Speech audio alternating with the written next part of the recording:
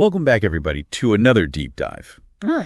Today, we're really going beyond the headlines and taking a look at the life of Melania Trump. Yeah, this should be really fascinating. We're going way beyond the surface level stuff we usually hear about her. Exactly. And to do that, we're going to be using her autobiography, Melania, as our guide. Which I think is really valuable, to hear her story in her own words. Right. It's like getting a firsthand account of her journey from Slovenia to the White House. Exactly. And I think what we're aiming for here is to really get a sense of the person, behind the very public persona. Yeah, like who is Melania Trump at her core? Right. What shaped her worldview? What were those key moments and experiences that made her who she is today? And I think she does a great job in the book of starting with her childhood. Mm-hmm. Like she paints this picture of Sevnica, Slovenia, where she grew up, and you get a real sense of her family life. Yeah. Very close-knit family. Strong work ethic instilled by her parents. Yeah, she really emphasizes those values. It seems like they played a huge role in shaping her. Absolutely. And, it wasn't all idyllic. She also talks about the realities of growing up under communist rule in Slovenia. Right, which is a really crucial point, I think. That experience had a profound impact on her. It definitely did. And she contrasts it with the freedoms she saw, just across the border in Italy and Austria. Yeah, I remember that part of the book. She talks about traveling to Italy as a child and being just amazed by the abundance of fruit in the grocery stores. Right. It was like a whole new world compared to the limited options back home.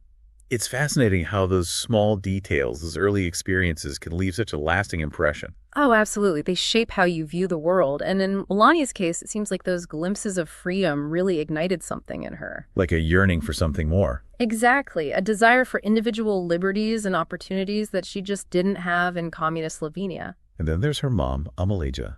She played such an important role in Melania's life. Oh, definitely. She worked in the textile industry, which I think really fostered Melania's early interest in fashion. There's that charming anecdote about Amalija making clothes for Melania and her sister Ines. Right, always encouraging them to express themselves through their style. Yeah, it's like this early sign of Melania's creativity and her eye for aesthetics. It definitely is. And it makes sense that she eventually went on to have a successful modeling career. And later even developed her own jewelry and skincare lines. Right. It's like that passion for fashion and design was always there. It just took different forms over time. Absolutely. Now, speaking of her modeling career, Melania talks about this pivotal moment when she was 16. She had this chance encounter with a photographer. It sounds like something out of a movie. It really does. She was actually more focused on her architecture studies at the time, but her sister Ines convinced her to give modeling a shot. It's funny how sometimes these seemingly small decisions can lead to such massive life changes. Oh, totally. Yeah. And in this case, that decision launched Melania into the world of high fashion. Milan, Paris, Yeah. all the major fashion hubs. She even won a modeling contest in Italy, which really opened doors for her. But she's very candid about the challenges of that industry, too. Oh, yeah, she doesn't sugarcoat it at all. The constant rejections, the pressure to maintain a certain look. The grueling hours and travel schedules. I wasn't all glitz and glamour. Not at all. It took a lot of hard work and resilience to succeed in that world. And what I found really admirable is that she stuck to her principles even in such a competitive environment. She mentions refusing to work with certain photographers or agencies she considered dishonest. Yeah, even if it meant potentially losing out on opportunities. Exactly. It shows a real strength of character. It really does. Like, she Yeah. wasn't willing to compromise her integrity for the sake of her career. And there's actually this story in the book about a photographer who pressured her to do a nude photo shoot. Oh, right. Early in her career, I think. Yeah, she was uncomfortable with it and flat out refused. Even though it could have been a big break for her. Exactly. And it shows that she was always willing to stand up for herself and her values. Absolutely. Even when it was difficult. And I think that inner strength, that sense of self, really comes through throughout her story. I agree. It's definitely a defining characteristic of hers. So now let's fast forward a bit to 1998 New York City Fashion Week. Okay. Melania describes meeting Donald Trump for the first time at a party. Oh, this is a classic story. It really is. And what's interesting is she wasn't even planning on going to this party. Really? Yeah. She says she preferred quieter settings, but fate had other plans. It's funny how life works out that way. It really is. So she ends up at this party, and Donald Trump, who was there with another date, spots her. He was clearly smitten. He was.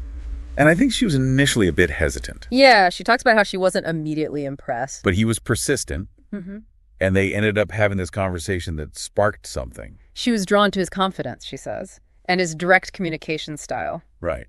She also mentions his sense of humor and ambition as qualities that stood out to her. It wasn't love at first sight, it seems, but there was definitely a connection. Exactly. Yeah. And it's important to note that she wasn't just swept off her feet. Wow. She was already a successful model with her own career and aspirations. She wasn't about to give that up for anyone. Exactly. She Well. maintained her independence, set boundaries within the relationship. It speaks to her strong sense of self. Yeah. Which we've already talked about. Exactly. She knew her worth. Yeah. And she wasn't going to compromise that for anyone. Even Donald Trump. Even Donald Trump. Mm. But their romance did blossom quickly. And they had that lavish wedding at Mar-a-Lago in 2005. Right. It was a fairy tale event. Designer gown, multi-tiered cake, celebrities everywhere. But amidst all the glamour, Melania really emphasizes the importance of family. Yeah, she talks about the joy of becoming a mother to Barron in 2006. And her decision to step back from the public eye to focus on raising him. Which I think is really admirable. It is. You know, especially with Donald's increasingly busy schedule and his growing political aspirations. Well, it must have been a challenge to balance everything. Oh, definitely.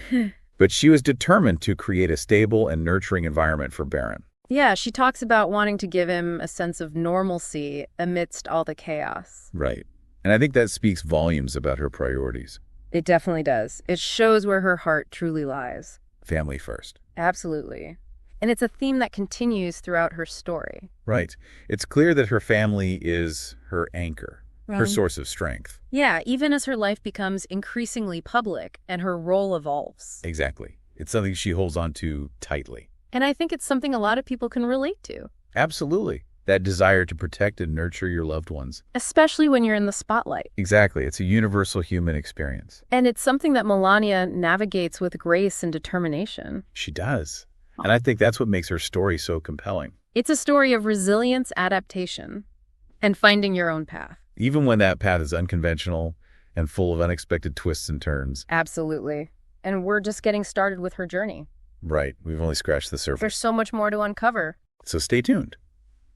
We'll be back after the break to delve deeper into Melania Trump's life. I can't wait to see what else we learn. Me neither. This is going to be good. You know, it's really remarkable how Melania balanced motherhood while Donald's political career was taking off. Yeah, it couldn't have been easy. She talks about really trying to shield Barron from all the media frenzy, Right. like keeping things as normal as possible for him. Yeah, she even mentions taking him to golf and swimming lessons. Just like any other mom. It's that kind of groundedness that I find really admirable. Me too. You know, it would be so easy to get swept up in all the craziness. Yeah, but she seems determined to keep things grounded for her son. And it's during this period that we start to see her find her own voice outside of being a wife and mother. Mm-hmm. She launches a successful jewelry line on QVC, Right. develops her own skincare brand. It's like this entrepreneurial spirit starts to emerge. Absolutely. And it kind of makes you wonder, you know, was she always meant for more than just the role of Donald Trump's wife? I think so. There's this drive in her, this ambition. Then 2015 hits. Donald announces he's running for president. It was a whirlwind. She describes it as a complete shift in their lives. Everything changed overnight. And I think for Melania, there was this mix of emotions. Yeah. On the one hand, a sense of duty, the honor of potentially serving the country, Right. but also concern for Barron. Of course. Knowing that the campaign trail and the media scrutiny that comes with it would be intense. And she's very honest about the challenges of that time. Yeah. She addresses the accusations of plagiarism in her RNC speech head on. Yeah, that was a big controversy at the time. It was. And she expresses this frustration with how the media twisted her words and her intentions. She felt like her voice was being silenced, her message distorted. And I think those experiences really shaped her approach to public life going forward. Yeah, it made her more determined to control her own narratives. To not let others define her. Absolutely. And despite all the negativity, she persevered. Campaigned tirelessly. And ultimately witnessed Donald's victory on election night. Which even she admits was a shock. Yeah, she talks about the disbelief, the sudden realization that she was about to become First Lady. It must have been overwhelming. Oh, absolutely. But she doesn't really dwell on the anxieties. No. Instead, she focuses on the practicalities. Like her meeting with Michelle Obama during the transition. Which everyone was anticipating. Right. The media was expecting some kind of drama. Oh, for sure. But Melania describes it as very cordial and helpful. Michelle offered advice and insights based on her own experience as First Lady. Yeah, which Melania really appreciated. It's a nice reminder that even in the midst of all the political posturing, there can be genuine human connection. Exactly. And then Inauguration Day arrives. And Melania officially becomes First Lady. She talks about the weight of the role, The sense of responsibility. representing the country on a global stage. It's a lot to take on. And she had this vision for her time as First Lady, focusing on key areas like advocating for children, Right. upholding tradition, supporting her husband. And creating a nurturing environment for her family. Yeah, those were her priorities. And she jumped right into those responsibilities, starting with the White House renovations. which she was very involved in. Oh, yeah, she's very detail-oriented. She talks about working closely with her designer, To preserve the history of the building, but also to add her own personal touch. it wasn't just about picking out new furniture. She oversaw the restoration of historic wallpaper, Right. the reupholstering of antique chairs. She even had them recreate the intricate floor pattern in the East Room. It's clear that she has this deep appreciation for history and design. And a commitment to doing things the right way. No cutting corners. It was about honoring the legacy of the White House. Exactly. And beyond the renovations, she also took on the traditional role of hosting White House events. The state dinners, Receptions. the annual governor's ball, She was very meticulous in her planning. from the table settings and floral arrangements to the menu and entertainment, She wanted to create these memorable experiences for her guests. showcasing the best of American hospitality. But what really stands out to me is her focus on children. Yeah, early on she identified cyberbullying as a major issue she wanted to tackle. And this wasn't just some abstract concern for her. No, it was very personal. She mentions how her own son, Barron, became a target of online bullying Which deeply affected her. and fueled her passion to address the issue. It's heartbreaking to hear those stories. It is. And it's clear that those experiences shaped her approach to Be Best. Her signature initiative as First Lady, Be Best focused on 3 key pillars: children's well-being, online safety. and tackling the opioid epidemic, It was a broad platform. aiming to empower children and families with resources and support, She traveled the country, meeting with parents and educators, collaborating with organizations like Microsoft and the Family Online Safety Institute. promoting positive online interactions, She also used her platform to raise awareness about the dangers of opioid addiction, visiting treatment centers. hosting roundtable discussions with experts and families affected by the crisis. She was really trying to make a difference. And she did. But of course, her efforts weren't without controversy. Right. Some people saw a disconnect between her message of kindness and her husband's social media behavior. It was a tricky situation to navigate. It was, and she addresses it directly in the book. How so? She argues that her advocacy was independent of her husband's actions, and that her focus was solely on helping children and families.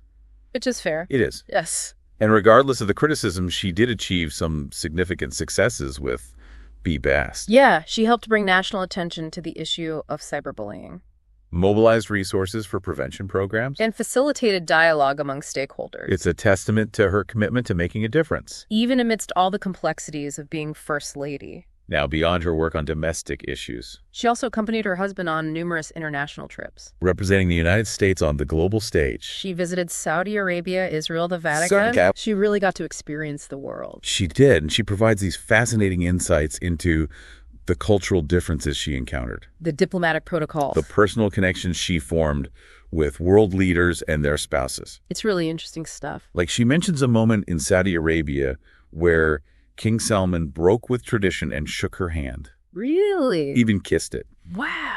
And she talks about meeting Pope Francis Yeah. and his surprisingly casual question about Slovenian cuisine. He seems like he has a good sense of humor. He does.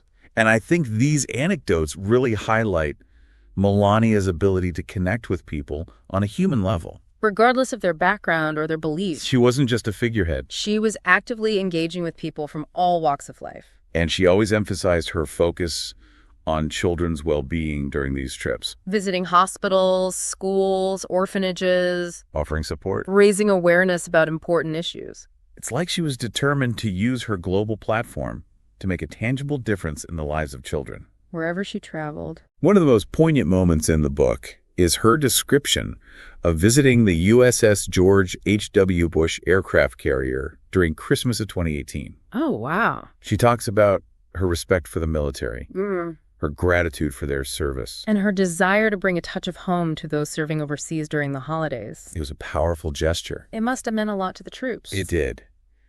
And she also recounts a tense moment in 2019 when she was in the White House residence during protests outside. Oh, right. The Secret Service decided to evacuate her and her family to the bunker as a precaution. It's a stark reminder of the realities of life in the White House. The constant security concerns. And the potential for unexpected events to disrupt even the most ordinary day. Yeah, it's easy to forget that they're real people living in that bubble. With real fears and concerns. And then, of course, comes 2020. A year that brought unprecedented challenges. A global pandemic. Contentious election. A growing sense of division within the country. It was a lot to handle. Melania describes those early days of the pandemic. The uncertainty. It's rapidly changing information. Difficult decisions that had to be made. It was a time of great anxiety for everyone. She doesn't shy away from those feelings. No, she's very honest about her own struggles. She mentions a meeting with Dr. Fauci and other health officials. Where she raised concerns about a planned trip to India. She was worried about the safety of her team. Amidst the growing COVID-19 outbreak. It shows her thoughtfulness. And her concern for the well-being of those around her. She also talks about the challenges of campaigning for re-election during a pandemic. The limitations on events and travel. The increased polarization of the political landscape. It was a difficult time to be in the public eye. And she faced her share of criticism. Then comes election night. The tension. The anticipation. The disappointment of losing. She talks about watching the results come in. That feeling of uncertainty as key states flipped. The realization that their time in the White House was coming to an end. It must have been bittersweet. Filled with a mix of emotions. But despite the sadness of leaving, she emphasizes her gratitude for the opportunity to have served as First Lady. The experiences she gained. The impact she was able to make. It's inspiring to see how she frames her time as First Lady. Not as a loss. But as a chapter filled with growth and purpose. And that resilience really shines through as she discusses life after the White House. Right. She's been actively involved in various causes. Particularly focusing on supporting those aging out of the foster care system. It's a cause that's close to her heart. She's passionate about giving them the tools and resources they need to succeed. Helping them navigate the challenges of transitioning to adulthood. And she's using her platform to make a real difference. She's also not afraid to speak her mind on controversial issues. Like her pro-life stance. She's been vocal about advocating for the rights of the unborn. It's a topic that often sparks heated debates. But she approaches it with thoughtfulness and conviction. She also delves into the concept of cancel culture.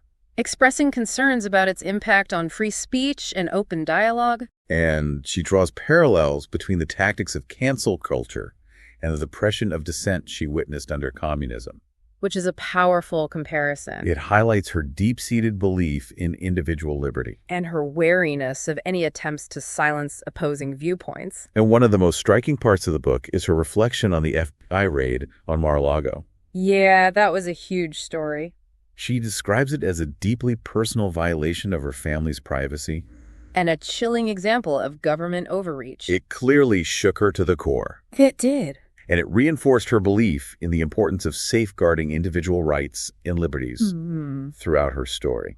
There's this recurring theme of resilience. Adaptation. And a strong sense of self. It's evident in her journey from a small town in Slovenia to the global stage. Navigating the complexities of fame. Marriage. Public life. She's faced criticism. Scrutiny. Personal attacks. Yet she's emerged with her grace and dignity intact. It's a testament to her inner strength. And her unwavering belief in her own values.